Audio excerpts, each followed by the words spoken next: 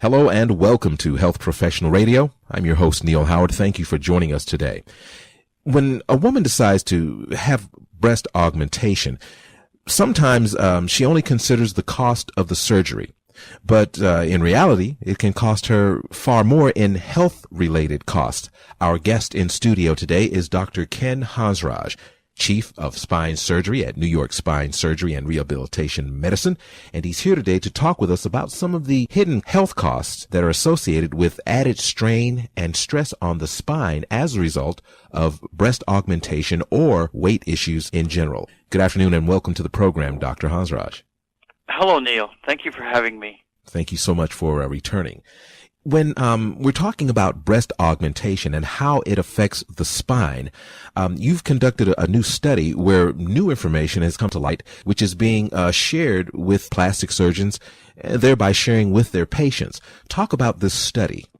So we did a study called the impact of breast forces on the spine. And so we studied the weight of each breast size, of commercial bra size, and then we extrapolated using finite element assessments, which is, in my opinion, the highest level mathematics. And so we were able to generate the forces on each breast size. And so this is a published study, and a good summary would be a woman with a 36A would experience about 15 pounds of force on her spine, while a 36D would be 30 pounds. And bigger sized chest, for example, a 36N would be 110 pounds of force on the spine. Now, I have seen body mass index charts. Is there something that is very easy for the patient to look at and determine where she would like to go as far as augmentation, or go there at all?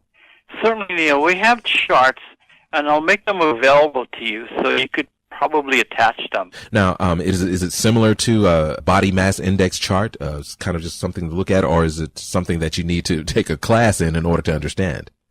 You can go to my website, www.realspinesurgery.com, and look under breast forces, and you will see the various breast forces per breast size. It's very simple. It's extremely simple. Talk a little bit about how much of our health is controlled and affected by the spine and the spine's health. The spinal health is the key driver. It is the most important part of the body. Mind you, I mean, there are hundreds of jokes even written which part of the body is most important. As a spine specialist, I'm certainly expounding the spine as the most important. No one would disagree that the spine is so critically important.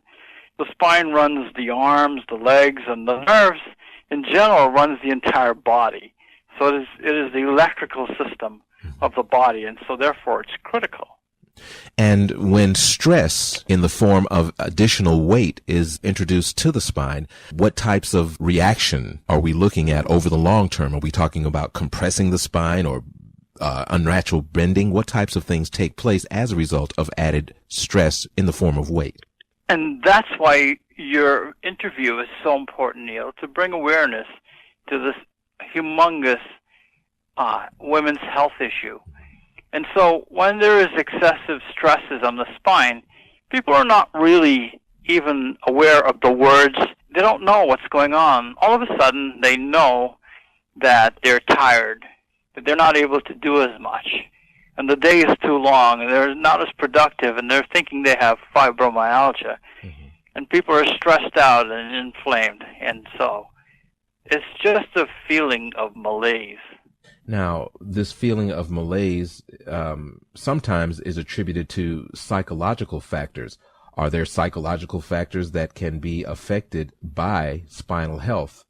Absolutely. So, for example, the critical study of Amy Cuddy, she found that when you get into great posture, when you embrace good posture, your internal chemistry changes in 2 minutes. Your testosterone increases 20%. Your serotonin, your feel-good hormone, goes up. And your dopamine, your go-go-go hormone in the body goes up. And your stress hormone goes down. Just aligning the spine in good posture is critical to changing immediately the internal chemistry of your body. The hormones that are circulating changes. Is this something that a person can do on their own simply by being mindful of how they're carrying themselves literally? Or is this something that we need counseling on in order to learn specific, proper techniques in order to attain proper and good posture? Good posture, Neal, is very simple. It's your ears above your shoulders and your angel wings back, or your chest open. It's just that simple. You're the author of a couple of books, one book being an international bestseller, Keys to an Amazing Life, Secrets of the Cervical Spine, another being Bloodless Spine Surgery, Pictures and Explanations. Who was your audience when you penned these two works?